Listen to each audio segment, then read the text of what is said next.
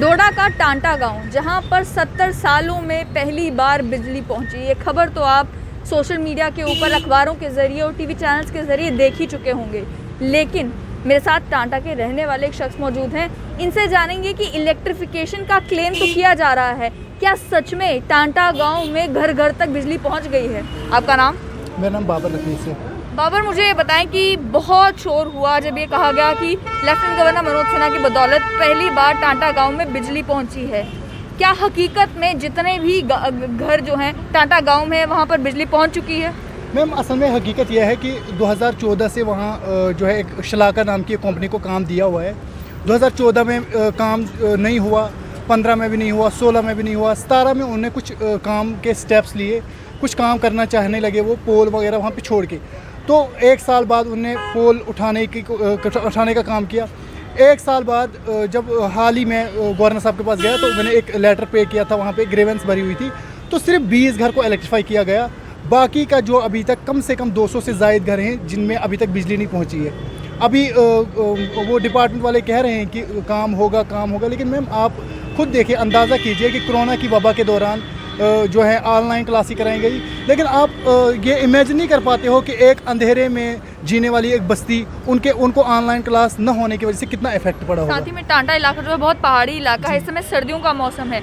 तो सर्दियों में जिन जिन घरों में बिजली नहीं है वहाँ पर कैसे लोग जो हैं वो इंश्योर करते हैं कि जो बच्चे हैं वो भी ठीक रहें, बच्चे बीमार ना हो, बाकी घर के जो बुजुर्ग हैं उनका भी ख्याल रखा जाए, क्योंकि बिजली तो बहुत ज़रूरी है। सिटी में आप जाएंगे तो लोगों ने हीटर लगा कर रखे हुए हैं, लेकिन वहाँ पर जहाँ पर बिजली भी नहीं है, बर्फ़ भी पड़ती है, वहाँ पर आप कैसे ये सब कुछ कर पाते हैं? मैम, सर्दी से ज़्यादा इफेक्ट नहीं पड़ता है।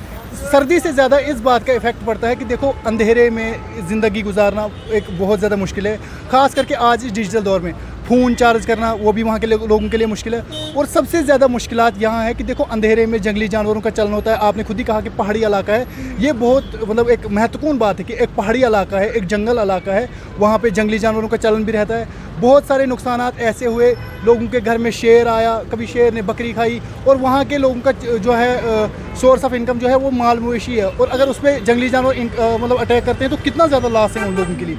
सबसे ज़्यादा महत्वपूर्ण तो ये है कि वो लोग ज़िंदगी कैसे गुजार रहे हैं। सर्दी और गर्मी से उन लोगों को कोई फ़र्क नहीं पड़ता है, वो तो आज भी कदीम ज़माने की ज़िंदगी गुजार रहे हैं। हमने ये भी देखा था कि टांटा गांव में डीसी डोडा जो है वो खुद पहुंचे थे, उसके अलावा पीडीडी विभाग के कर्मी जो हैं वो भी पहुंचे थे, और उन्होंने क्लेम किया था कि जिन घरों में तो बिजली पहुंच गई है, 1 महीने के अंदर अंदर जो है बाकी सभी घरों तक भी बिजली पहुंचाई जाएगी। आपसे समझना चाहूँगी कि क्या वहाँ पर उस पेस में काम चल रहा है जहाँ पर आपको लगता है कि 1 महीने के अंदर अंदर बाकी घरों को भी इलेक्ट्रीफाई किया जा सकता है? मैम, 1 महीना तो हो गया, अभी 1 महीने में तो हमने कोई रिजल्ट नहीं देखा वहाँ का कि बाकी जो घर हैं वो इलेक्ट्रीफाई हों। सिर्फ उन्होंने 40 घर जो हैं, उन 20 घरों के अलावा 40 घरों में उनको इलेक्ट्रीफाई करने की कोशिश कर रहे हैं। बाकी के 200 से ज़ायद घर जो हैं आज भी इलेक्ट्रीफाई नहीं है। अब ये कहना है शलाका कंपनी का, एक वानीपुरा इलाका है, आता है पंचायत टांटा, वार्ड नंबर 4-5, उसमें कम से कम 100 से ज़ायद घर हैं। जो डिपार्टमेंट ये कह रहा है कि ये इस बार भी हमारे उस पैनल में नहीं आया। अब खुद सोचो, 2021 में अगर वो पैनल में नहीं आता है तो वो कब आता है, कब वहाँ वो इलेक्ट्रीफाई करेंगे? सवाल ये बनता है कि अगर वहाँ के आप खुद सोचो, अगर वहाँ पे स्कूलों में कंप्यूटर हैं तो कंप्यूटर किससे यूज़ होते हैं? जहाँ वो फ़ोन यूज़ नहीं कर पा रहे हैं तो कंप्यूटर कैसे यूज़ होते हैं? मतलब कैसे वहाँ के काम जो है फंक्शनल हों? आखिर मैं आपसे जानना चाहूँगी कि जैसे आपने कहा कि आपने लेफ्टिनेंट गवर्नर के वो ग्रीवियंस सेल में जो है कंप्लेंट डाली थी कि यहाँ पे इलेक्ट्रिसिटी नहीं पहुँची है, क्या अब ये मुद्दा भी आपने उठाया किसी ग्रीवियंस सेल के ज़रिए, या डीसी डोडा के सामने, या पीडीडी विभाग के सामने, कि ये जो गांव है या ये जो एरिया है, इस एरिया के घरों के नाम अभी भी लिस्ट में नहीं है, अभी भी इस एरिया को जो है वो पीछे छोड़ा जा रहा है? मैम, असल में ग्रीवेंस मैंने इसलिए की थी और BC घरों की इसलिए की थी क्योंकि जब मैंने डिपार्टमेंट से बात की, मैंने AEE से बात की, मैंने DE से बात की, उन्होंने कहा कि खालिस गनूड़ी जो है वो हमारे पैनल में नहीं है। मैंने इसलिए सवाल उठाया कि गनूड़ी क्यों नहीं है पैनल में, तो उन्होंने कहा कि हम गनूड़ी को इलेक्ट्रीफाई कर देंगे। लेकिन जब गनूड़ी इलेक्ट्रीफाई होता है उसके बाद वो ये कहते हैं कि वानीपुरा पैनल में नहीं है।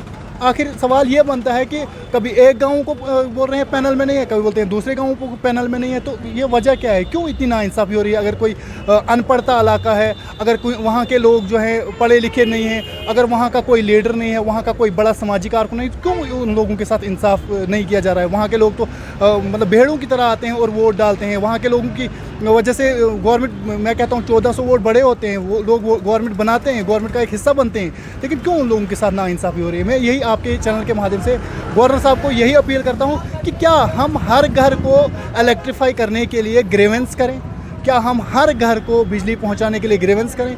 मैं ये चाहता हूं कि हमारी ग्रीवेंसों के अलावा भी, अगर वहाँ के लोग पढ़े लिखे नहीं हैं, मैं थोड़ा बहुत पढ़ा लिखा था तो मुझे ये अकल थी कि ग्रीवेंस के ज़रिए हो जाए। अब उन लोगों को क्या पता है ग्रीवेंस क्या चीज़ है, वहाँ मीडिया वाले आते हैं, उनसे वो बात पहुँचाते हैं, वो इंतज़ामिया तक बात पहुँचती है। 2017 से लेकर मतलब वहाँ के जो डिपार्टमेंट ने उन्हें एश्योरेंस दिया कि हम with in days, with in month, with in year electrify करेंगे, लेकिन अब इस डिजिटल दौर में जहाँ हमारा भारत जो है डिजिटल होने का सपना हमें दिखा रहा है, तो इसमें अंधेरा है, तो क्या बता सकते हैं हम। आपने साफ तौर पर सुन लिया कि बड़े बड़े क्लेम्स किए जाते हैं। ये तक एक वक्त में क्लेम कर दिया गया था कि 100% इलेक्ट्रिफिकेशन पूरे इंडिया में हर एक गांव-गांव में हो चुकी है, लेकिन आज भी डोडा का टांटा इलाका है जहां पर इनका कहना है कि 200 से ज़्यादा घर ऐसे हैं जहां पर अभी भी बिजली नहीं पहुंची है। जिस समय डोडा के टांटा गांव में पहला लाइट बल्ब जला था, उस समय उस लाइट बल्ब की भी वीडियो हमने आपको स्ट्रेट लाइन पर दिखाई थी, और उसके अलावा एक बड़ी प्रेस कॉन्फ्रेंस करके भी बताया गया था कि किस तरीके से इलेक्ट्रिफिकेशन का काम जम्मू कश्मीर में चल रहा है, और जहां 1 महीने का टाइम दिया गया था, 15 दिनों के अंदर अंदर टांटा गांव में बिजली पहुंचा दी गई थी।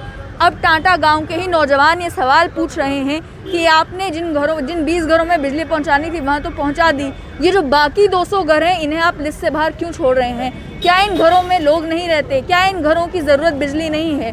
100% इलेक्ट्रिफिकेशन तो तभी होगी जब हर एक गाँव के हर एक घर के अंदर जो है वो लाइट बल्ब जलेगा।